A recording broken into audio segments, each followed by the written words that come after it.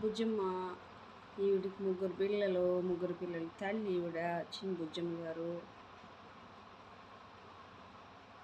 బాగా బాగా గీరించుకుంటుంటుంది. బాగా మర్దన చేయాలి మేడంకి. బాగా బాగా బాగా చేయాలి. బుజ్జమ్మ చిన్న అసలు ఎంత మారం చేస్తుంది తెలుసా బుజ్జమ్మ. చూడండి మొత్తం హెయిర్ అంతా వచ్చేస్తుంది, దీనికి జుట్టు అంతా ఊడిపోతుంది.